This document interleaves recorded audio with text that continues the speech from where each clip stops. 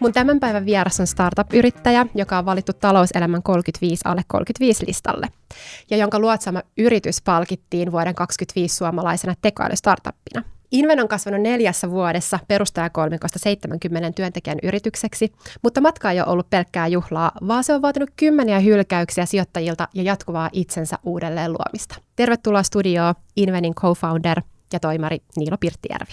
Kiitos, mahtavaa olla täällä. Kerro alkuun lyhyesti, mitä Inven tekee. Joo, eli me ollaan siis B2B SaaS-softa, ja me myydään käytännössä markkina-analyysityökalua. Eli meidän softaan kun kirjoittaa, että mä haluan löytää vaikka kaikki Suomen, tuolien valmistajat, niin sitten se tulee, että tässä on ne lista kaikista Suomen tuolien valmistajasta, ja tässä on vaikka ne liikevaihto- ja EBITDA-tiedot, ja sitten sitä pystyy lähteä analysoimaan. Meidän asiakkaat on käytännössä private equityjä, investointipankkeja, kaikki, jotka pyörii niin kuin yrityskauppojen ympärillä, ja suurimmaksi osiksi Jenkeissä, että ehkä semmoinen oikein tyypillinen meidän asiakas on joku, teksasilainen pieni 20 henkilön private equity, joka analysoi, että hei, löytyisikään täältä hirveästi jotain tuolien valmistajaa, vaikka mitä voitaisiin ostaa. Ja tämä on niin kuin, miten meidän softaa erityisesti käytetään. Joo, ja oliko se niin, että noin 50-60% teidän asiakkaista onkin tällä hetkellä Jenkeissä? Just näin, paljon Jenkki-asiakkaita, joo. Ja sitten siellä on puolet myyntitiimistä siellä ja puolet täällä Suomessa. Joo. No kerro, mistä kaikki sai alkunsa? No siis kaikki alkoi ihan alun perin mun co-founderin Tommin ideasta, kun se oli siis tämmöisessä investointipankissa töissä, missä sille annettiin tämmöinen niin kuin monen tuhannen firman lista. Ja näistä piti lähteä käymään läpi yksitellen, että hei, tekeekö tämä firma nyt oikeaa asiaa, onko se nyt oikealla alalla, ja sitten sen jälkeen hakea ne kaikki datapisteet sille, ja sitten piti tehdä joku analyysi. Ja siinä sitten käytettiin niin kuin viikkoja tässä ensimmäisessä harkassa, että sä vaan niin kuin käyt sitä tuhansien firmojen listaa läpi, ja sitten saatiin, no hei, tässä on nämä 20 potentiaalista ostokohdetta. Silloin me niin kuin hiffattiin, että hei, tässä on ehkä jotain, mitä me voitaisiin tehdä järkevämmin. Samaan aikaan mä menin duunin Swappielle, missä mä etin suppliereita, eli mistä Swappia voisi ostaa iPhoneja. Ja siinä on tosi sama juttu. Pitkällistä firmoja käydään yksitellen läpi, että hei, no olisiko näillä tämmöistä puolta niiden liiketoiminnassa. Tosi samantyyppinen duuni. Tämän jälkeen mä menin McKinseylle, co-founderi BCGlle, siellä sama juttu, tosi samantyyppistä, ei ihan noin niin kuin pure use caseina, mutta niin kuin kuitenkin käytännössä haettiin dataa firmoille, analysoitiin isoja firmadatasetteja, joista tästä olisi tosi paljon ollut hyötyä. Silloin me vähän niin kuin hiffattiin, että nämä isotkaan firmat ei tee mitenkään kovin järkevästi, ja sen jälkeen me päättiinkin perustaa tämä firma. Eli te teette tämmöistä, niin kuin, te ratkaisette sen ongelman, mitä tietynlaiset niin junior-tason tekijät tekee näissä firmoissa. Joo, tosi niin kuin junior-tason tekijät alun perin, mutta sen jälkeen se on aika paljon laajentunut se tuote kaikkeen muuhunkin. Että nyt aika paljon ne seniorimmätkin käyttää sitä vaikka, että sä oot menossa jonkin tapaamiseen jonkun firman kanssa. Leikitään, että investointipankki menee tapaamiseen private equityn kanssa, niin sen pitää nopeasti vähän, että mitä hitsi sen portfoliossa nyt olikaan, mitä firma on ostanut viime aikoina. Niin meidän softasta niin kuin näkee sen, että hei, ai niin ne osti viime viikolla ton firman. No hyvä, nyt mä osaan kommentoida sitä järkevästi. Ja. Niin sitä on niin kuin tullut myös seniorimpaan käyttökohteita. Joo. No sä oot 27-vuotias ja sä oot valmistunut Aallosta diplomi-insinööriksi. Oliko sulle aina selvää, että susta tulee startup-yrittäjä? Ei kyllä todellakaan. Mä olin siis ihan hyvin, jos mennyt konsultointiin. Oli myös tosi lähellä. Et kun mä kuitenkin kävin siellä ne harkat, mä jatkoin sen jälkeen, kun mä olin käynyt sen harkan siellä jonkun aikaa, ja mostly private equity asiakkaat niin samaa maailmaa, niin se niin kiinnosti paljon, mä tykkäsin siitä tosi paljon. Ihan kolikoheitto. Olisin voinut mennä, se oli vaan sopiva ajan hetki meille molemmille foundereina, ja sitten kun siinä mukana myös heti, niin se oli vähän sattumaa siinä, mutta kyllä me niin kuin oltiin vuosia mietitty startupin perustamista. Että kyllä niin kuin meidän vanhempien mielestä varmaan joo, että me niin kuin aina pienenä kokeiltiin erilaisia, meillä oli vaikka mitä tyhmiä ideoita jostain siivousbisneksistä, sirkkojen kasvattamiseen ja tämmöiseen, että näitä on niin kuin aina testailtu. Että sinänsä se varmaan joku muu saisi ulkopuolelta sanoa, että joo, selkeästi aina, mutta ei sitä itsenkään osaa ajatella. Kerro lisää tästä sirkkojen kasvattamisesta. Toisit kasvattanut niitä ja myynyt eteenpäin summalla. No siis, en tiedä muistatko, mutta vähän aikaa vuosia sitten oli semmoinen iso sirkkabuumi. Niin mehän kokeiltiin. Me kasvatettiin sirkkoja ja sitten me kokattiin niitä, maistettiin, mutta sitten me tapettiin se idea oikeastaan sen takia, kun sirkat maistui tosi pahoilta. Niin me todettiin, että ei tästä ehkä tästä isoa bisnestä tule, jos nämä maistuu näin pahalta nämä sirkat. Mahtavaa, mutta tämmöistä yrittäjähenkisyyttä on niin kuin ollut paljon aina. Tämmöistä kokeilua ja ties mitä yrityksiä. Ehkä sille yläasteen alusta lähtien kaikkea kokeiltu ja pelleilty. Joo. No Inven sai alkuunsa vuonna 2022, 4 vuotta sitten, ja viime vuonna tähän aikaan teillä oli 30 työntekijää, ja nyt teillä on, tai noin 30, ja nyt teillä on noin 70 työntekijää. Mitä tämä on vaatinut sulta niin kuin yrityksen toimarina? Oliko sulla aiempaa johtamiskokemusta, että kuikuitenkin verrattain sillä lailla niin kuin nuori? No ei käytännössä. Teoriassa Swappialla mulla oli joku tiimi, niin kuin asiakaspalvelutiimissä, mutta silleen käytännössä kaikki johtamakokemus ja tämmöinen tulee Invenin kautta. Että tavallaan oppinut siinä samalla. Oppinut samalla. Ja se on aika luonnostaan, kun se firma kasvaa 4 vuoden ajan, niin siinä aika luonnollisesti, eka sulla on tosi pieni tiimi, sulla on isompi tiimi, niin se on sillä aika luonnollinen. Ainakin on tuntunut siltä. 70 työntekijää on kuitenkin aika paljon. Niin onkin, joo. Ja varmasti sitä johdetaan keskimäärin aika huonosti vielä välillä, mutta ehkä parempaa päin kuitenkin. No niin. Olet kertonut, että teillä tehdään toimistolla töitä 5 päivänä viikossa. Varsinaista etätyökulttuuria ei siis ole. Eva viime syksyn tehdystä arvo- ja asennetutkimuksesta selviää, että työssä olevista 61% tekee ainakin jonkin verran etätöitä. Ja työntekijöiden toivessa korostuu hybridityö. 43% haluaisi työskennellä mieluiten osan aikaa etänä, kun taas 22% toivoisi voivansa tehdä työnsä kokonaan tai lähes kokonaan etänä. Ja 35% haluaa mieluiten työskennellä työpaikalla. Miten teillä on suhtauduttu tähän 100% läsnäolokulttuuriin? Eikä ehkä pieni brief, että meillä on niin 100% läsnäolokulttuurista oletusarvoa, että kaikki on duunissa, mutta aina tulee jotain, että en tiedä mikä on hyvä esimerkki. Sä oot vähän kurkkukipeä aamulla. Et kipeä, mutta vähän kurkkukipeä, niin sä teet etätöitä, koska et sä haluat tartuttaa. Mutta niin tämmöistä tietenkin on, että sä välillä teet sen takia etätöitä, että on jotain, tai joku lääkärikäynti keskellä päivää epäkäytännöllisesti helpompaa etätöitä. Tämmöiset tietenkin tehdään etätöitä ton verran, mutta sillä ei ideana, että ollaan aina toimistolla, niin se on siinä vahvasti. Ja se ehkä niin kuin kumpuaa sieltä, että mun mielestä ainakin startupin pitää tosi paljon vaihtaa suuntaa silloin tällöin ja iteroida nopeasti. Se on vaan tosi vaikeaa tehdä etänä. Ja ainakin, mitä me ollaan myös huomattu, meillä on ollut historiassa niin kuin yksittäisiä tiimiläisiä, jotka on tehnyt vaikka 1 päivän viikossa toimistona, 4 päivää viikossa kotona. Käytännössä kaikki, jotka tekee paljon kotona töitä, ne päätyy siihen, että en mä nyt niin kuin koe hirveän läheiseksi osaksi sitä kulttuuria. Ne päätyy ajankaan lähtemään itse firmasta. Se vaan niin kuin, vaikka ne on tosi hyvin, me ollaan tykätty paljon ja näin, mutta sitten se vaan niin kuin, sä et ole yhtä syvällä siinä niin kuin yhteisössä ehkä tämmöinen, että se on vähän, se tulee vähän transaktionaalisempi siitä yrityksestä. Kaikki semmoiset käytäväkeskustelut ja kahvipöytäkeskustelut puuttuu. Ja miten se, niin kuin, ei ikin tapaus sitä, että sä perjantaina olet bissen työkavereiden kanssa niin kuin töiden jälkeen. Ei se niin vaan tapahdu, jos sä oot etätöissä, niin käytännössä siitä tulee tosi transaktionaalinen suhde, että okei, tässä on palkkaa ja me odotetaan näin paljon tunteja ja teet töitä. Ja eihän nyt ole hirveän kiva olla työpaikassa, missä olet siellä vaan töissä siellä käytännössä. Rataksen yksi osa. Niin siitä on tosi semmoinen osa. Ja sitten myös kun aika paljonhan niin sparrailussa tehdään tälleen vähän silleen ohi menneen ja sparraillaan jotain asiaa, niin sä jäät niistä pois myös. Mutta varmaan mä osaan kuvitella, että jos olisit pelkästään etänä, niin sä niin loisit sen struktuurin täysin eri tavalla. Mutta hybridi on kyllä mun mielestä tosi vaikeaa. Olisi niin, että teillä on tiimiä myös Jenkeissä? Meillä on tiimiä myös Jenkeissä ja siellä se suhde onkin tosi transaktionaalinen niiden kanssa. Että me maksetaan palkkaa ja se on kun on myyntitiimi, niin se on isot komissiot, pienet baseit. Meillä on käynyt 0 base niillä. Niin se niin kuin johtaa siihen, että se on tosi transaktionaalinen suhde, mutta niin kuin se toimii ehkä sen takia, että se on myyntiorganisaatio, missä transaktionaalisuus on ehkä vähän enemmän fine. Ja onko heillä joku oma toimisto? Ne on niin kuin, Jenkeissä ne on taas kokonaan etänä vaan. Se on niin kuin, ne on New Yorkissa käytännössä, mutta siinä se ehkä, siinä on enemmän se kulttuuri, kun ne on kuitenkin etänä verrattuna muuhun tiimiin, niin sillä niin kuin, se on vaan niin kuin, että kaikki on siellä etänä. Mutta siis mä oon ihan varma, että siinä on ongelma. Me kommunikoidaan niille huonosti. Usein on silleen, että ne on tuotteesta ihan pihalla, jotain tapahtunut puoli vuotta sitten, ja on silleen, ai tämmöinen tapahtui.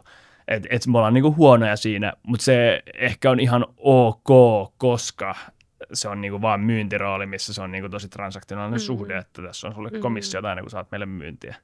Että olette nähnyt niinku suoran vaikutuksen esimerkiksi teidän yrityksen kasvuun sillä, että te olette siellä läsnä niin pääse Suomessa. Niin joo, ollaan kyllä joo. Että kyllä se, ei se kyllä, jos kaikki vaan rokkaa hyvin ja menee helposti eteenpäin, niin ei se silloin se on ihan fine vähän silleen, ei se tarvitse niin paljon kommunikoida, perustyöpäivä. Mutta sitten jos on jotain, että jotain tapahtuu tai en mä tiedä, helppo esimerkki on vielä joku ihmisongelma, niin on muuten vaikea hoitaa ihmisongelmia etänä, ei sitten niinku tule mitään. No sulla on eittämättä aika paljon vastuuta ja oot rakentamassa Suomeen uutta yksarvista. Ja sut on valittu alkuvuodesta talouselämän 35, alle 35 listalle. Miltä se susta tuntuu? Osasitko sä odottaa tällaista nimitystä? En. Varmaan olisi pitänyt, koska niihin jotenkin ilmoitetaan, mutta mä en ollut jotenkin seurannut asiaa, mitä meidän marketing-tiimi sanoo, niin varmaan olisi pitänyt. Mutta tosi hauskaa. Siis mä itse näen sen ehkä silleen, että tämä on niinku PR firmalle. Jos nyt tehdään mitä ikinä me voidaan, että me saadaan firmalle lisää näkyvyyttä, niin tämä on firmalle lisää näkyvyyttä. Nyrkkisääntö, mitä mä tykkään sanoa sisäisesti, että kaikkia asioita, mitä tekee, se pitäisi joko tuoda niinku ARR, eli liikevaihtoa lisää, tai sitten pitäisi viedä tuotetta eteenpäin. Niin tämä nyt niinku vähän näkyvyyttä lisää firmalle, vähän lisää ARR. Sitä sen aina pitäisi tehdä. Oikein hyvä. Te lähditte heti perustamisen jälkeen hakemaan rahoitusta ja saittekin 125 tonnin siemenvaiheen rahoituksen. Mitä te olette tähän mennessä tehnyt? Oliko teillä tuotteen niin MVP valmis vai oliko teillä pelkkä idea ja pitch deck ja lähditte vaan suoraan? Tuo on hyvä kysymys. Se ihan ensimmäinen rahoituskierros oli meille tosi kivuton oikeastaan. Et mehän nostettiin se siis käynnössä Wave Venturesilta. Ja sitten siinä oli niinku TK Ventures, Prodeco Ventures ja sitten yksi enkeli mukana. Ja tämähän on niinku kombinaatio. Mä olin itse Wave Venturesilla ollut töissä sitä ennen. Mä vähän ilmoitin heille, että by the way, me sijoitetaan tähän mun firmaan. Okay. Se oli aika silleen, mä niinku tiesin, että minkä tyyppisiin firmoihin me sijoitetaan. Se oli niinku täydellinen. Mä olin, että tämmöisiä me nyt sijoitetaan. Pitchaus tapahtui aika silleen se oli aika orgaanisesti. Kysyin feedbackia heiltä meidän pitch deckiin. Et se oli tosi orgaaninen. Ja sitten ne muutkin tuli niinku tosi silleen. Ehkä siinä alkuvaiheessa, että firman alkuvaiheessa mun mielestä isoin riski on aina se, että jatkatteko te vaan sen niin kuin yrittämistä täysillä. Siis alkuvaiheessa me ei saada palkkaa. Meillä niin kuin firma tietenkin alussahan se tuote on huono, se on vähän perseestä se duuni, koska sulla on paljon asioita, mitä pitää vaan tehdä ja ne mikään ei etene, kun teitä on niin vähän. Kilpailijat on aina isompia. Niin siinä niin kuin semmoinen vahva riski alussa, että niin kuin jatkatteko te vaan tämän painamista on se isoin riski, niin se oli niin kuin helppo mulle siinä, kun me niin kuin tiesin, me oltiin päätetty, että me nyt painetaan tätä nyt niin kuin vuosi, 2 eteenpäin ainakin, niin toi riski oli vähän niin kuin poistettu siitä, niin sen takia se oli mun mielestä aika, niin kuin, se oli vähän niin kuin kivuton se. Ja siinä vaiheessa meillä oli vaan niin kuin pitch decki, mä vähän pystyin sijoittajille näyttämään, että meillä on joku asiakas, joka vähän niin kuin vastaa johonkin sähköposteihin, jotain, että joku on vähän niin kuin jotain ostamassa ehkä. Se sulla on vähän jotain näyttöä, että asiakkaat kiinnostaa, pitch deck ja hyvä tiimi, niin sillä sai mun mielestä nostettu aika hyvin 125 tonnia kierrokseen. Joo. Sä kerroitkin, että eka vuoteen ette maksanut itsellenne palkkaa, mutta eikö niin, että palkkasitte kuitenkin ensimmäisen työntekijän? Joo, palkattiin niinku koodareita, 1-2 kappaletta siinä kohtaa. Ja sitten me palkattiin myös jotain, kun alkuaikoinahan meidän softa ei ollut ihan niin hyvä vielä. By definition me oltiin tehty sitä kuukausia, mikään softa on siinä kohtaa hyvä. Niin me oltiin aika usein silleen, että asiakas halusi tietyn asian, se pystyi softalla tehdä sitä vähän, niin me sitten niinku servisellä niinku autettiin sitä aika paljon, että ai sä haluat tämmöisiä, no softasta tulee tämä heti, mutta tässä me voidaan nyt tässä yön yli sulle hakata tämmöinen kivempi lista, niin se palvelutaso oli kuitenkin hyvä. Se on niinku nykyään, mitä se softa tekee täysin, mutta silloin se softa oli jotenkin huono, niin meillä oli siihen mieleen niin varmaan 10 työntekijää jossain kohtaa, jotka silleen vaan niinku manuaalisesti hakkas niitä asioita. Niin just. Ja sitten viime keväänä te nostitte reilu 11 miljoonan rahoituksen. Kerro teidän rahoituskierroksesta, mitä tähän väliin mahtuu muutaman vuoden sisään? Okei, tämä ensimmäinen oli tosi kivuton. 125 tonnia, meillä oli vähän pitch deckia tiimiä ja vähän tuolle tutuilta käytännössä nostettiin. Se oli helppoa ja kivaa. Meidän sen rahoituskierroksen tavoite on, että tällä rahalla me halutaan päästä 100 000 euron ARR-tasolle, eli niin kuin jatkuvan vuosilaskutustasolle 100 000 euroa. Ja me niin kuin päästiin siihen, ja siinä meillä oli samaan aikaan vähän tiimiä, meillä oli pari tiimillä, ja tullut lisää, vähän jotain senioridevaajaa siihen. Ja tässä kohtaa meillä oli niinku tuote, mitä voitiin näyttää ja demoita sijoittajille, ja pystyttiin sanoa, että se on asiakkaiden käytössä, tosi vähän sitä käytti, mutta se niinku kuitenkin oli siellä. Ja tässä kohtaa me nostettiin tämä 1,5 miljoonaa Lifelineilta. Tämän jälkeen, kun me tämä 1,5 miljoonaa oltiin nostettu, niin nämä meidän 100 000 euroa, niin näissä käytännössä tosi isossa osassa oli vielä tämä meidän niinku palvelupuoli, että me niinku tuettiin sitä softaa ihan hirveästi. Niin me käytännössä päätettiin lopettaa se palvelupuoli ton jälkeen, kun me nostettiin se rahoituskierros, että koska se oli vaan semmoinen niinku proof of concept-tyyppinen. Ja sitten me vähän niin kuin menetettiin nämä kaikki 100 000 euroa ARR, eikä vaan vähän niin kuin, vaan se meni kaikki ihan asiakkaat lähti. Kaikki asiakkaat lähti, koska se service oli se, mikä sitä kannatteli. Vähän se kyllä hirvitti. Olihan siis, en tiedä aidosti, että uskoko sijoittajat meitä siinä, kun me oltiin se, että hei, heti kun nämä rahat tuli meidän tilille, niin me muuten menetettiin kaikki asiakkaat.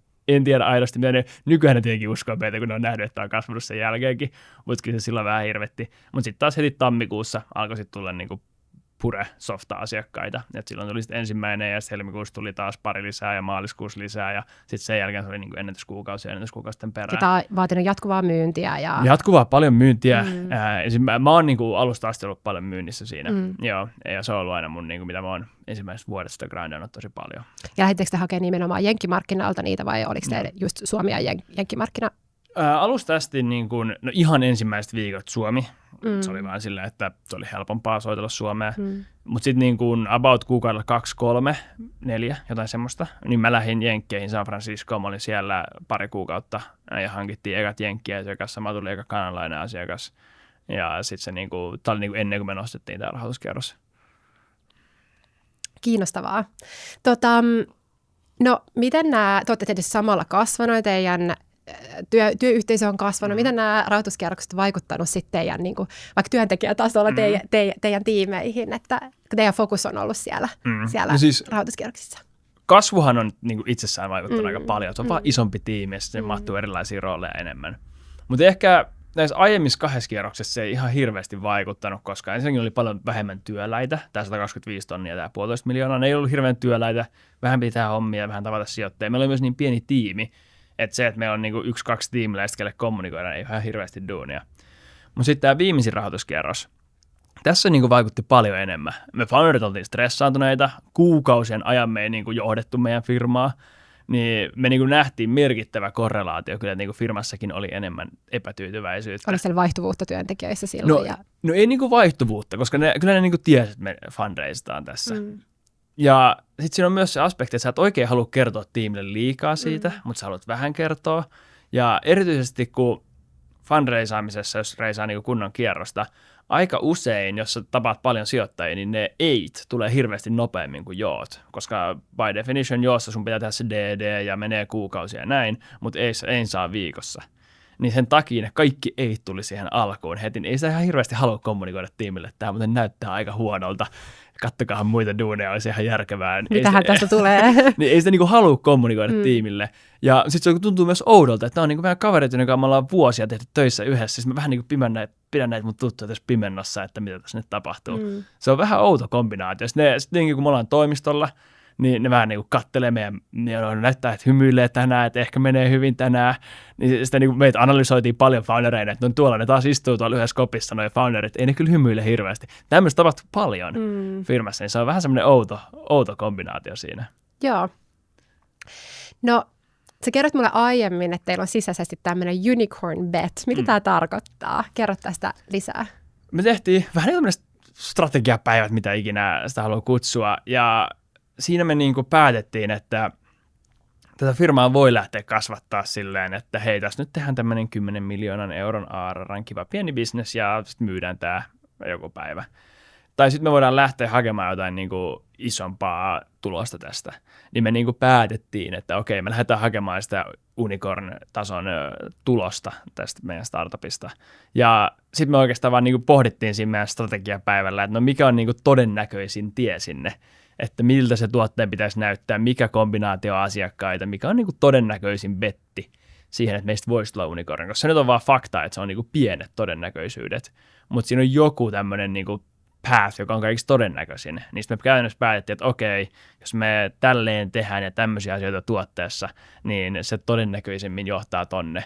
Ja vähän erilaisilla päätöksillä olisi päässyt varmaan todennäköisemmin päässyt semmoiseen kivaan 10 miljoonaa arrin bisnekseen, joka sitten on kannattava ja näin tosi nopeastikin. Niin se olisi ehkä ollut vähän eri päätöksiä. No miltä se polku näyttää? Milloin te arvioitte pääsevänne sinne? Sen kun tietäisin paljon, mutta sille ehkä meidän tapauksessa se oli myös aika yksinkertaisia asioita, että me voitiin päättää, että mennäänkö me enemmän niin kuin tässä asiakasryhmässä, mitä me, jotka rakastaa meitä, että vaan double downataan siihen, tehdään niille vähän featureita ja näin, tai sitten mennäänkö me paljon hevimmin tähän niin kuin AI-kulmaan ja yritetään sitä kautta niin kuin tehdä tässä semmoinen AI for M&A-tyyppinen play, että se oli se ehkä, mikä meillä siinä tuli, että se oli aika helppo päätös siinä mielessä, että tämä on paljon mielenkiintoisempi tämmöinen AI-play ja tämmöinen niin kuin yksinkertaisempi business. No mistä tämä kunnianhimo kumpuaa? Pitkälti se on se, että vähän sille, mitä itse vaan halunnut tehdä aina, että jos pienenä halusi, niin kuin sanoin, yläasteelta asti haluttu perustaa startupia ja sitä pohdittu. Kyllä se on semmoinen asia, mistä on unelmoinut. Sitä on käynyt lenkeillä ja unelmoinut sillä, että tämmöistähän tästä voisi tulla. Niin se nyt on vaan silleen niin kuin, mä nyt halusin, että kun mä perustan ideaalimaailmassa, mä perustan koulusta startupin ja sitten se menee hyvin ja se myydään yli miljardin valuaatilla. Tästä on mistä on niin kuin unelmoitu, niin kai sitä pitää yrittää. Se on vähän niin kuin, en mä tiedä, jääkiekkopelaajana, että sä voisit mennä pelaamaan SM-liigaa tai sä voit käydä kokeilemaan NRissä, niin kuin haluat mennä kokeilemaan NRiin. Vaikka se on niin kuin aika iso chanssi, että aika iso osa pelaajista ei pärjää NRissä. Tutkin sitä haluaa kokeilla. Niin toi on varmaan, missä niinku kumpuaa vähän tämmöisestä niinku lapsen unelmoinnista. Ehkä ja nuoren miehen itsevarmuudesta. Siis varmaan kuuluu asiaan kyllä myös. Ja osittain myös siis meidän tiimiläisiltä aika paljon kumpuaa sitä, että ne niinku, onhan se nyt siis siistimpää olla startupissa, jos tulee niinku unikorni. Että se on vaan niinku mielenkiintoisempaa, että hei, yritetään nyt parhaamme pari vuotta ja yritetään tehdä tästä unicornin. Katsotaan sitten tilannetta uudestaan. Joka tapauksessa töitä tehdään joka päivä. Niin ei se niin. Just näin, että se on vaan niinku mielenkiintoisempi startup, missä on duunissa. Se on kivempaa ja mielenkiintoisempaa. Joo. No maailmalla teillä on kilpailijoita, jotka on nostanut jo, taisit sanoa aiemmin, kun keskusteltiin, että 50-500 miljoonaa dollaria, jotain sellaista. Miten te kilpailette näitä globaaleja jättiläisiä vastaan? No siis vaikeeta. Meidän alahan on siis tosi kilpailtu ja meidän pitää koko ajan kilpailla siinä tosi paljon niitä vastaan. Onko te Suomessa kilpailijoita? Suomessakin on kilpailijoita. Nordiceissa on kilpailijoita, Ruotsissa on pari, Norjassa on yksi, Hollannissa on yksi, UK:ssa on pari. Et siis tosi kilpailtu ala yleisesti. Ja siinä sitten mikä meille niinku määrittää sitä niinku pitkällä aikavälillä, vaan kuinka nopeasti meidän tuote kehittyy. Kaikki muu silleen vähän voi aiheuttaa short term jotain muutoksia suuntaan tai toiseen, mutta pitkällä aikavälillä mä uskon, että meidän asiakkaat valitsee sen vähän tällainen suomalainen insinöörin näkemys aiheeseen, että missä tuote on niinku paras. Niin se, että meidän tuotteen pitää vaan kehittyä nopeammin kuin muiden, on se niinku tärkeä osa siinä. Joo. No, tekoälymurros on jo täällä. Mitä vinkkejä sä antaisit nuorelle, joka pohtii yrityksen perustamista tässä murroksen keskellä? Mulla on pari asiaa, mistä mä oon iso fani, jotka on mun mielestä hirveän hyviä. Ensinnäkin mun mielestä siis B2B SaaS, tosi hyvää bisnestä. Se on vaan, mä itse katson startuppeja vähän sen puolelta, on niinku helppoja startuppeja ja on vaikeita startuppeja. Ja mun mielestä niinku B2B SaaS-startup, jossa on niinku iso AI-kulma, se on vaan niinku helpompi startup perustaa, kun no Extreme esimerkkinä on joku, että aletaan rakentamaan lentokoneita, vetylentokoneita. Se on tosi vaikea startup perustaa. Siinäkin voi onnistua ja siinä voi tapahtua tosi hienoja juttuja, mutta toiset startup-ideat on helpompia.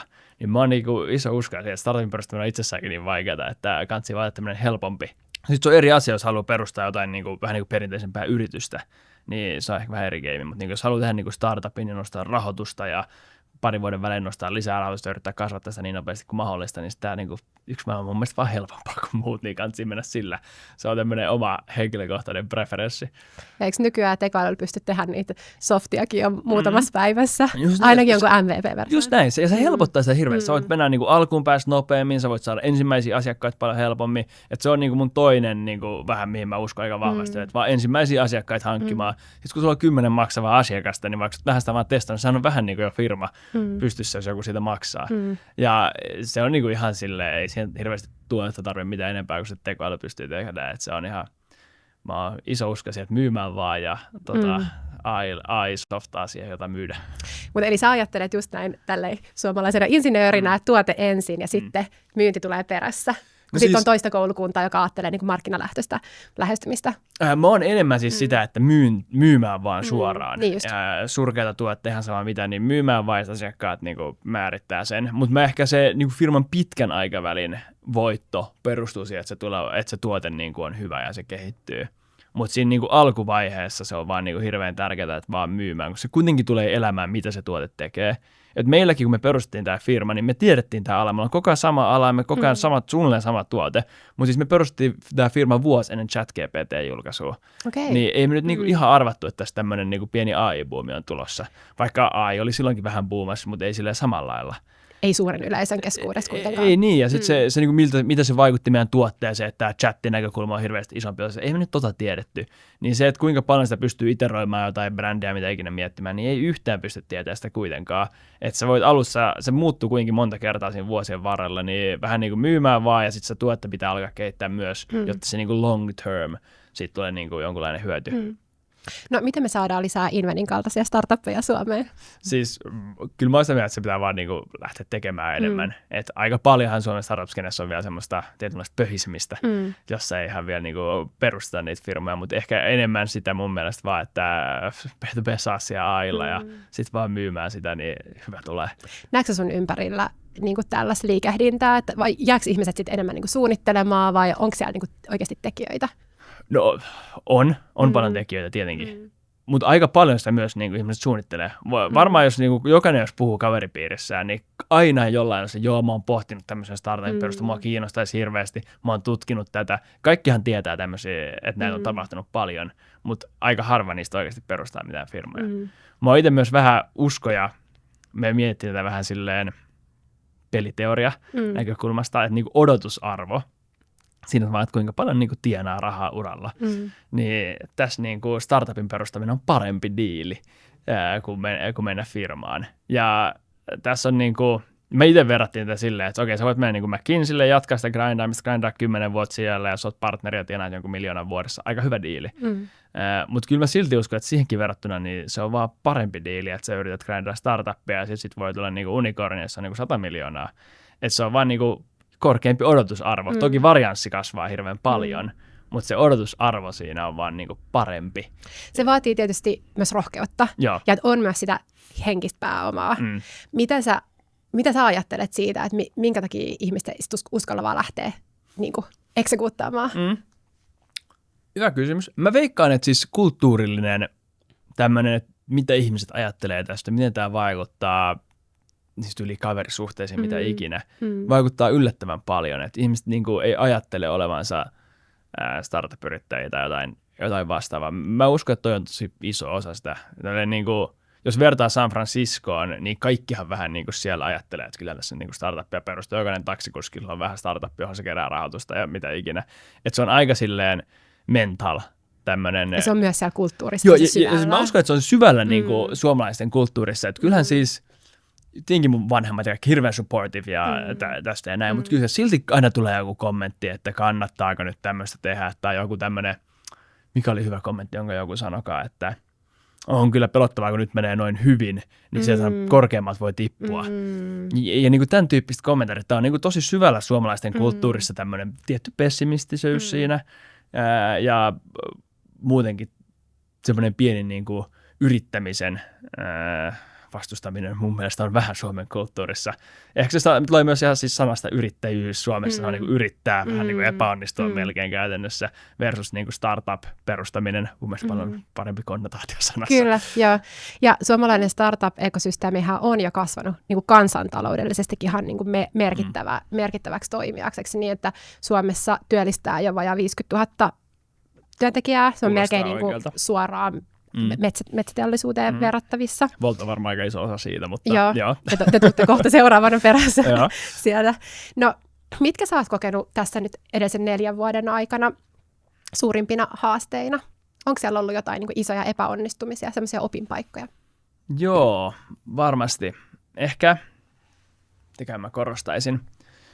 Ehkä itse semmoinen yksi, missä mä epäonnistuin paljon. Tämä on aika niin kuin tosi konkreettinen, että ihan vaan kun me saatiin asiakkaita ja me saatiin niitä tosi nopeasti, niin se nykyisistä asiakkaista huolehtiminen oli aina hirveän pienellä painolla, koska me kasvettiin sanotaan vaikka 10x vuodessa. Niin vaikka leikitään, että kuka asiakkaasta ei osta ikinä mitään uudestaan, ihan sama, koska nämä, mitä meillä tulee seuraavan vuoden aikana, on 10 kertaa enemmän, niin ihan sama nämä nykyiset asiakkaat. Niin tämä oli ehkä semmoinen oma startup-urassa vaan, että jatkossa, jos tekisi sitä, niin paljon isommalla fokuksella siihen nykyasiakkaiden tyytyväisenä pitämiseen, vaikka kasvaa nopeasti, niin ei vähän niin kuin väliä silleen rahallisesti, koska tämä seuraavan vuoden aikana tulee asiakkaita niin paljon tärkeämpiä. Niin asiakkaan nurturointia. Niin, ja se customer success toiminta siinä. Mutta se on vaikea sanoa, koska sen takia, että me oltiin niin raasti, fokusoitiin siihen myyntiin ja siihen, että me kasvetaan nopeasti. Sen takia me kasvettiin tosi nopeasti, sen takia me saatiin rahoitusta. Ja niin se on vaikea sanoa niin kuin jälkiviisaana, että jos olisi laittanut aikaa enemmän siihen asiakkaiden hoitamiseen ja nurturointiin, niin oltaisiko me kasvettu niin nopeasti? Vaikea sanoa. Täytyy löytää balanssi sieltä. Just näin. Toi on semmoinen tosi konkreettinen. Toinen asia on sitten taas ihan tiimin johtamisessa. Me ollaan koko ajan kehitytty paljon siinä, että siellä vieläkin varmasti tehdään virheitä, mutta se kuuluu vähän lajiin. Mutta se on ihan hyvä, että ne sanottaa ääneen ja silloin sitten tekee tosi inhimillistä ja silloin tiimiläisetkin ymmärtää, että hei, tekin vasta aina opettelette tätä, että tässä niin ollaan kaikki samassa veneessä. Joo, siis kyllä se toivottavasti ainakin auttaa siellä. Joo, niin just. No, mitä vinkkejä sä haluat antaa nuorille yrittäjille, jotka haaveilee startupin perustamisesta, muuta kuin se, että myymään vaan? Myymään vaan ja B2B SaaSia vähän AI siihen ripotelle on aina hyvä kombo. No jo ehkä tärkeimmät, ehkä jos jotain muuta pitäisi mainita, on, että mä oon itse iso fani tästä niin kuin startupin perustamisesta, missä se formaatti on käytännössä, että sä nostat rahoitusta, sit sä kasvatat sitä firmaa paljon, nostat lisää rahoitusta. Mun mielestä se on niin kuin tosi hyvä, se johtaa nopeampaan kasvuun. Hyvä esimerkki on siinä ihan alkuaikoina, kun me nostettiin tämä 125 tonnia. Leikillä olisi nostettu vain 50 tonnia. Jotain tämmöistä. Se mielentila siinä firmassa muuttuu heti aika paljon, koska siihen asti me oltiin ihan sille, että me ei osteta mitään, mihinkään ei voi käyttää euroakaan rahaa, mutta yhtäkkiä me oltiin heti niin kuin, että okei, no toimistolle nyt voidaan ostaa vaikka näytöt. Työnteko yhtäkkiä tehostukin. No me voidaan nyt niin kuin hankkia pöytä, että me ei nyt olla 2 ihmistä per 1 pöytä. Ja voidaan olla jokaisella oma pöytä. Niin tämmöiset vaan niin kuin auttoi siihen, että me pystyttiin olla niin kuin paljon tehokkaampia ja kasvaa paljon nopeammin. Hyvin perusteltuja hankintoja. Tosi helppoa. Vaikka niin kuin tiimiläinen. Että se oli vaan niin kuin järkevää palkata pari tiimiläistä. Se oli vaan niin kuin obvious järkevää, mutta se olisi niin kuin hirveän pelottavaa tehdä se, jos se tulee niin kuin omasta pussista suoraan kaikki. Ja se myös vaikeuttaa sitä, kun meitä on 3 perustajaa. Että no miten tämä nyt tehdään, kun me ostaan tämä pöytä, niin lähetätkö sä mulle MobilePay 100 euroa tosta ja mä sitten ostan sen. Se niin vaan niin vaikeuttaa, se vaan niin helpottaa asioita. Että täällä on 50 000 euroa, me voidaan käyttää tämä 50 000 euroa seuraavan 18 kuukauden aikana. Okei, no niin, me voidaan ostaa kokista jääkaappia ja sitten tämä työnteko aika paljon kivempaa. Mä niin uskon tähän konseptiin. Toki jos haluaa niin perustaa erilaisen niin yrityksen, eikä startup, se on vähän eri asia, mutta mä uskon tähän niin startup-konseptiin. Mielestäni se on aika hauska tapa myös. Erityisesti uran alkuvaiheessa, kun ei ole hirveästi niin kuin vaihtoehtoiskustannuksia, niin se on niin kuin, mun mielestä tosi hauska tapa myös vaan aloittaa työelämää. Vikavinkki vielä. Mistä pääomasijoittajia saa yhteyden nuorelle aloittelevalle startup-yrittäjälle? Se on yllättävän paljon niin kuin tämmöinen kontaktigeimi, siis tosi vahvasti. Että joku intro. Se on oudon paljon siinä, mutta mun mielestä pystyy aika hyvin aloittaa näistä niin kuin tämmöiset niin kuin Wave Ventures tyyppiset, jotka sijoittaa, niin kuin, jos on niin kuin nuoriin erityisesti, niin ne on vähän niin kuin niiden duuni mennä sinne katsomaan niitä, jotka ei ehkä niin myöskään ole niin established siinä ekosysteemissä. Niin näistä niin kuin aloittaminen on mielestäni tosi hyvä kombinaatio, mutta sitten toista niin kuin hänkelisijoittajia ja tämmöistä sekin toimii, että noiden kautta on mun mielestä sillä aika vähän helpompi tapa ehkä päästä, kuin että menee suoraan johonkin sekoja-kapitalille pitchaamaan, se on vähän haastavampaa. Hyvä. Hei, kiitos paljon Niilo Pirttijärvi. Hei, kiitokset sulle.